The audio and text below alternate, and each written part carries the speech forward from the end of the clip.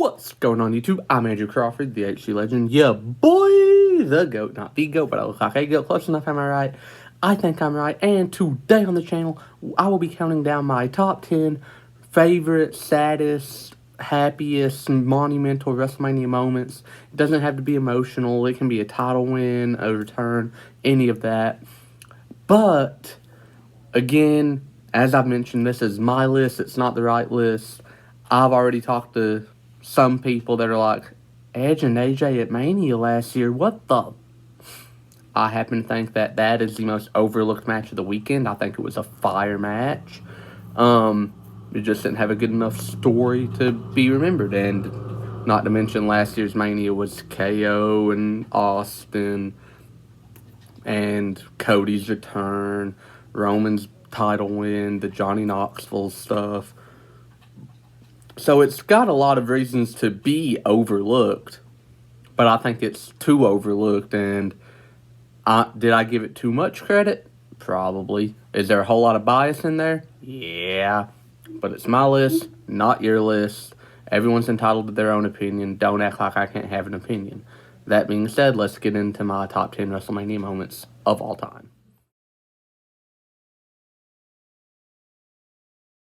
Number 10, Eddie Guerrero and Chris Benoit embrace in the ring. As a professional wrestling fan, not as a human being, I have a lot more respect for Chris Benoit than a lot of people should, and than what anyone does. As a performer, to quote Paul Heyman, amongst the top 5 of all time. As a human being, what he did, if he is guilty, is unforgivable. It is the worst thing a human can do. A double homicide and a suicide. It's terrible. But as a performer, as a professional wrestler, not a lot of guys above him. Not for what he can do in the ring, no. And his real-life friend, Eddie Guerrero, coming to the ring with his championship, the WWE Championship, to embrace him while he's celebrating his World Championship win at WrestleMania 20 is one of the most emotional, heartwarming moments of WrestleMania. But due to what Benoit did, I will put it lower. I'm not taking off the list, so that this moment means way too much to me.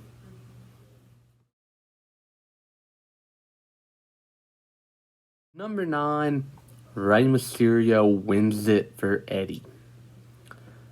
Rey Mysterio's world title win in 2006 at WrestleMania 22 in the last WrestleMania to be held in an arena is absurd to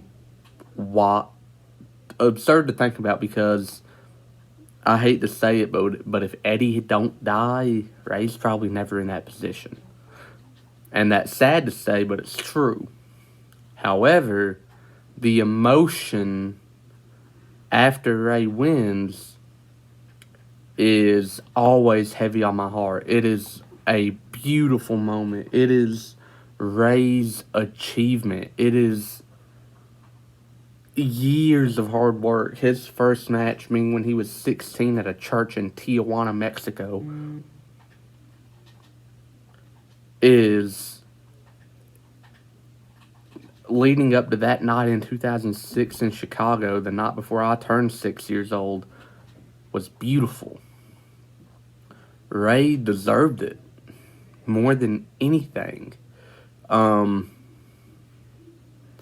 it's one of those things, you can't hate it. You can't hate Rey, you can't hate this moment. Number 8, racist piece of crap slams giant. Hulk Hogan's body slam at Mania 3. It's iconic. I hate Hulk Hogan. I despise Hulk Hogan with everything in my being. If Hulk Hogan walked up to me, saw me wearing a wrestling shirt, and said, "Hey, you must be a fan, do you want a picture?" I doubt that would ever happen, but if it did, I would look him dead in the eyes and I'd be like, no. Hulk Hogan's a sack of garbage. I hate him. Most overrated wrestler, and he's garbage. Despise him. But this moment is iconic, and I'll give the credit where credit is due. Hogan's body slam to Andre the Giant at WrestleMania 3 is a moment that is etched in history forever. Even in 2015, when Hulk Hogan got removed from the Hall of Fame for what he said, there was even a meme of Andre doing they removed Hogan from the picture, and it was like Andre, and it was like, never forget when Andre slipped on a banana peel and did a front flip in the ring, and like, that's how iconic it is. You can't take the entire moment away. I still despise you, Hulk Hogan, with everything in my being. I hope you watch this one day and you hear what I'm saying about you. You're a racist piece of garbage, and I never want to have to mention you on this channel, but I will mention your credit where credit is due. You don't have a lot of it. 7. The boyhood dream has come true. Shawn Michaels is one of the best in-ring workers of all time. From his promos, to what he can do in the ring, to how easy he makes it look, he is one of the best. And having floundered in the tag division for a minute, they finally hit their stride. Then Shawn turned, won the Intercontinental title, all the way leading up to WrestleMania 12 and that Iron Man match, the first of its kind, which, if you were going to have a match, just go for mad long, and then a sudden death overtime has to determine it. Why not just have a super long match without the stipulation name? I'm sorry, that's just a pet peeve. But anyways, Shawn's win is... to call it anything less than iconic is an insult.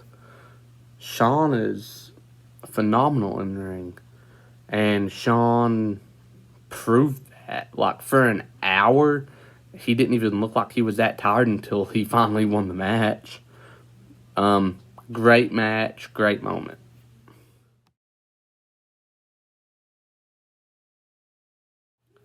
Number 6, Edge spears Mick Foley through a flaming table. I've talked about this moment a lot. I'm not done talking about it. I love this moment. Edge is one of my favorite wrestlers to ever exist. Ever. On this planet. He is my very favorite. This match with Mick Foley is one of the reasons. His next moment that appears on this list, that entire match, is another one of these reasons. But this spear, just the devastation to see two human beings engulfed in the flames and the wood of that table, to see the agony on their faces, was something that you may have never seen in your life. My 6-year-old self was over here like I was smiling from ear to ear. I was excited. That spear's iconic. You can't hate that spear. You can't hate this match. If you claim to be a wrestling fan and you say you don't like this match, I'm going to have to revoke your card. Anyways, next. Number 5, Edge's spear at WrestleMania 17. You think that one was absurd? Jeff's just dangling from the tag team championships at WrestleMania 17. It's probably a good 15-foot drop. Edge on a ladder in the corner, jumps, spears Jeff Hardy. They go crashing down about 15 feet. And when Edge came up, he looked like he was actually unconscious. Like, he looked like, oh my God, is this man okay? Like, he came up and said, just fell back down. Jeff probably got knocked out. Edge probably got knocked out. And everyone in the... you don't get moments like this anymore. Not with the flashing cameras and all the bright lights. And every pause, it's just like another bright light's going off. Another flash from a camera's going off. You don't get those moments anymore. But this moment, if it happened in today's society or today's world, you wouldn't have gotten those bright camera flashes because of smartphones. But you did. And it was a beautiful spear. And just the exhaust, just the courage that this move took to pull off is insane to me. And the respect I have for not only Edge, but Jeff, Matt, Christian, and the Dudleys is through the roof. They're the top 3 tag teams of all time. What everyone else says is wrong. They're the best 3 tag teams to ever do it. 3 of the best. The Usos are number 1.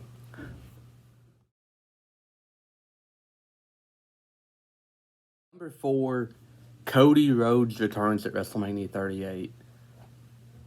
The prodigal son of WWE, if you will. The man that in 2016 or 2017 was so fed up of being forced to wear gold and black paint and act like some cosmic pervert left WWE. Well, asked for his release, and it was granted. So he basically said, hey, fire me. I want out of here. And they did. He went he went up out on the indies. Sold out MSG with a super indie show known as All In. The basically first AEW pay-per-view of all time. Then proceeds to open AEW officially with the Young Bucks, Kenny Omega, and Chris Jericho. And is there for, it opened in 2019, the better part of 3 years. His contract expires in March. Seth Rollins is in the ring waiting for his opponent that Vince McMahon said it is only an opponent worthy of Seth Rollins. That's literally what Vince said. The pyros shoot up out of the corners of the ring, or up the ramp. The lights go black. Wrestling has more than one royal family. Followed by Kingdom by the band Downstate, who has done a whole lot of WWE theme songs. It's just one of the most beautiful moments of all time. I was sitting on my couch where my good friend Kobe is sitting right now. And as soon as I could hear what was being played and I saw that logo that I have tattooed on my chest, I stood up. I cried. I could not believe that the man that took a sledgehammer to the throne was back in what is about to be in 4 nights on April 2nd in SoFi Stadium, his kingdom.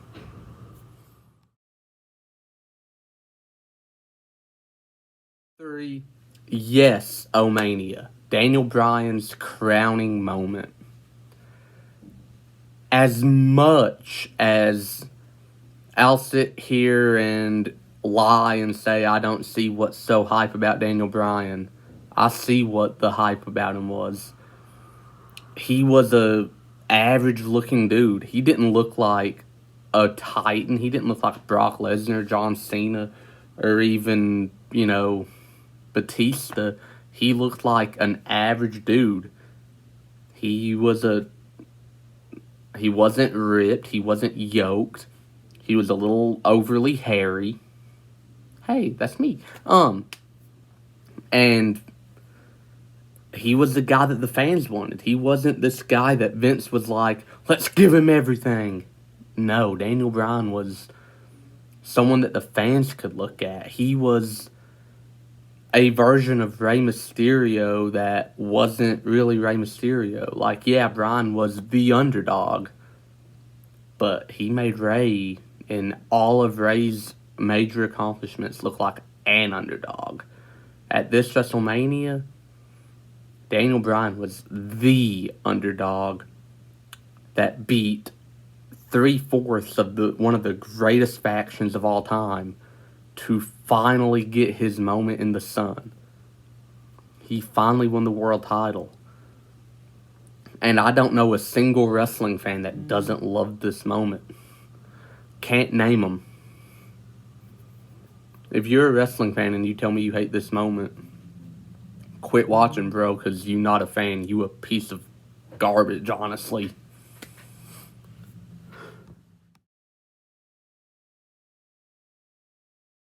Number 2, Kofi Mania. This is absurdly high. Yes, I know. I am a Kofi Kingston fan. Since I was 8 years old and I saw him in the ring, I was like, what in the world is this?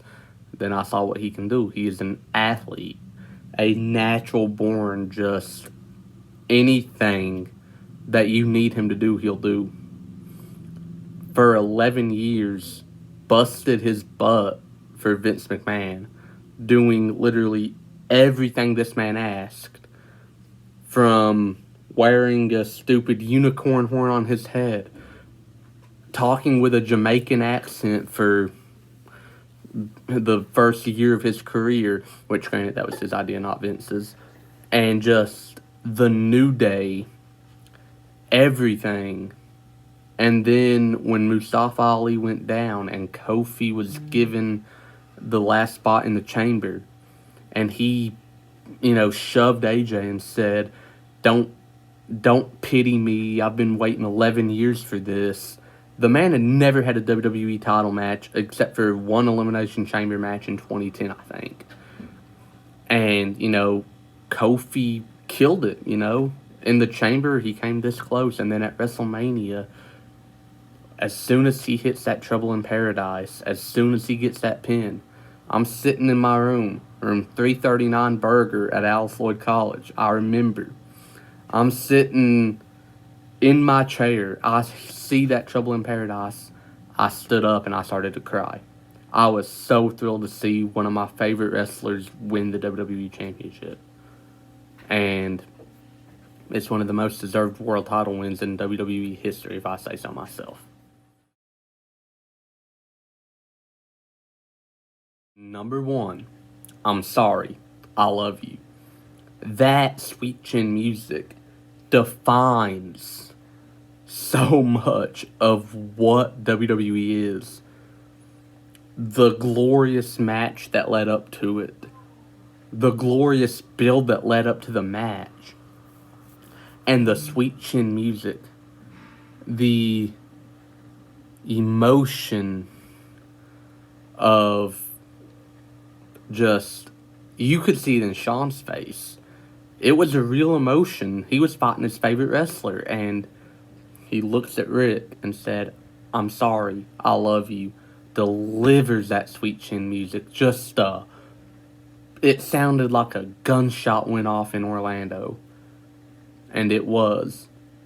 What Shawn said, they loved that old dog, but at the end they just had to put him down, and that's what I'm going to do to you at WrestleMania, Old Yeller. Hit that move, got the 1, 2, 3, and Shawn Michaels ended one of the greatest professional wrestling careers of all time.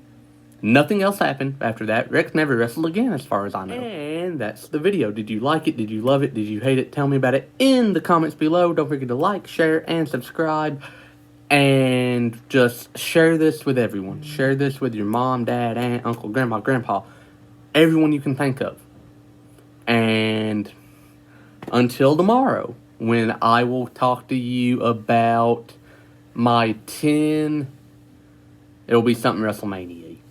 I haven't completely decided yet. But I will make a video Thursday and Friday. And then Saturday morning, before Stand and Deliver, I will be posting my WrestleMania 39 predictions. And unlike John Cena, I can see you and I will see you very soon.